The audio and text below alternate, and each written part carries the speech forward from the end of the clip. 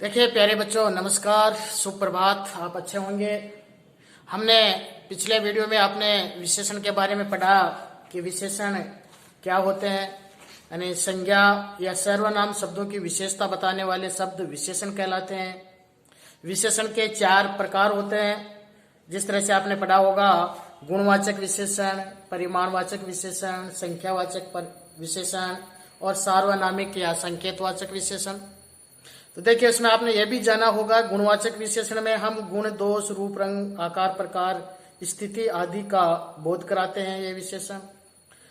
और परिमाणवाचक विशेषण है वो नापतोल या माप का बोध कराते हैं या ज्ञान कराते हैं। संख्यावाचक विशेषण संख्या का, यानी संज्ञा या सर्वनाम की कितनी संख्या है, उस संख्या का या कौन सा भाग है उसका बोध कराते हैं, अतः वो संख्यावाचक। और चौथा आपका था सार्वनामिक विशेषण, यानी वे सर्वनाम शब्द जो विशेषण के रूप में प्रयुक्त होते हैं वो सार्वनामिक विशेषण कहलाते हैं। तो इस तरह से हमने विशेषण के बारे में जाना। अब देखिए, विशेषण टॉपिक के अंदर, इसी के अंदर कुछ और जानकारियां हैं जो इस प्रकार से हैं। विशेषण के साथ आता है विशेष्य शब्द। विशेष्य क्या होता है? देखिए, विशेषण शब्द जिस संज्ञा या सर्वनाम शब्द की विशेषता प्रकट करता है उसे विशेष्य कहते हैं। यानी विशेष्य वह शब्द होते हैं जो जिनकी विशेषता बताई जाती है। संज्ञा और सर्वनाम शब्द, जो संज्ञा या सर्वनाम शब्द होते हैं उनको हम क्या बोलते हैं? विशेष्य। क्योंकि विशेषण उन्हीं की तो विशेषता बताएगा ना। कि एग्जाम्पल के रूप में उदाहरण में देखिए, जैसे मोहन भला आदमी है, तो भला विशेषण है, किसके लिए लगा? मोहन के लिए। तो मोहन शब्द यहाँ क्या हो गया? मोहन शब्द यहाँ पर विशेष्य हो गया। इसी तरह से दूसरा देखिए, राधा आलसी है, तो राधा आलसी के अंदर विशेष्य शब्द कौन सा हुआ? राधा हुआ।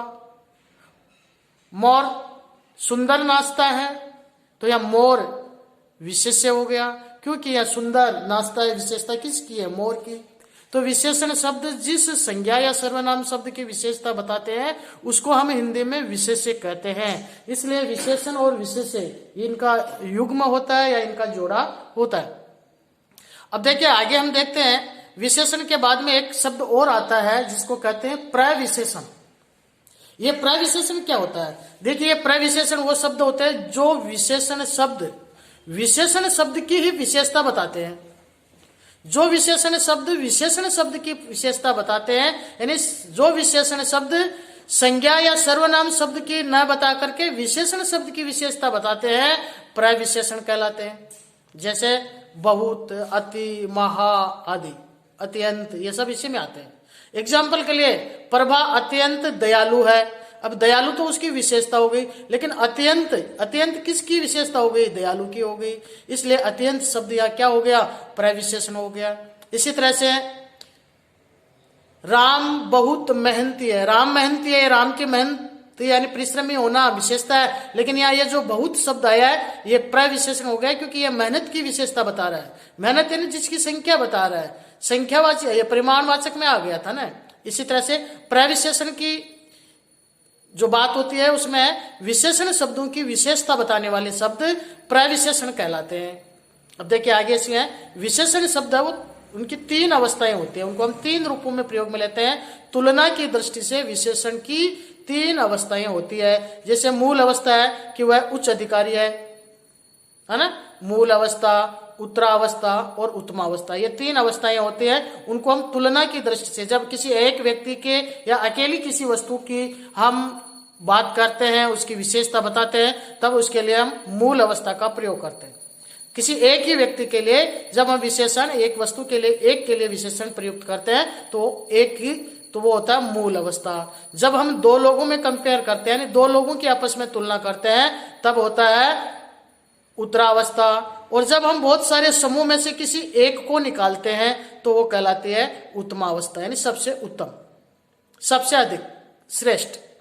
तो वहां पर होता है, जैसे सुंदर, राम सुंदर है, राम श्याम यानी क्लास में उससे सुंदरतर है और सबसे सुंदरतम है। तो इस तरह से हम इसको ले सकते हैं। तो आज के वीडियो में इतना ही। आज आप अपनी कॉपी में ये अच्छी तरह से लिखेंगे विशेष्य क्या होता है, यानी विशेषण शब्द जिस संज्ञा या सर्वनाम शब्द की विशेषता प्रकट करता है उसे विशेष्य कहते हैं। उदाहरण या इस तरह से आप लिखोगे। प्रविशेषण क्या है, इसको अपनी नोटबुक में लिखोगे और इसके दोनों उदाहरण लिखोगे। फिर विशेषण की अवस्थाएं कितनी होती है, वो अवस्थाएं आप लिखोगे और इनको इस तरह से अपनी कॉपी में लिखोगे। और इसके साथ साथ होमवर्क के लिए आप कुछ और आपको प्रश्न दिए जाएंगे जिनको आप अपनी कॉपी में नोट करोगे। उन प्रश्नों में से आप सबसे पहले लिखोगे विशेषण किसे कहते हैं और विशेषण की क्या परिभाषा होती है। तो ये 3 क्वेश्चन आपको कॉपी में करने हैं, जो आप इस बुक में से आप देखिए आपके सामने आ रहे हैं। ये तीनों प्रश्न आपको करने हैं। कौन सा है, विशेषण की परिभाषा को उदाहरण से स्पष्ट कीजिए, विशेषणों के भेद स्पष्ट कीजिए, यानी विशेषण कितने प्रकार के होते हैं, प्रविशेषण किसे कहते हैं ये बताइए, और विशेषक किसे कहते हैं ये आपको अपनी कॉपी के अंदर करना है। इनके प्रश्नों के उत्तर आपको करने हैं, निम्न प्रश्न के उत्तर आपको अपनी कॉपी में करने हैं। ओके, आज के लिए इतना ही, धन्यवाद।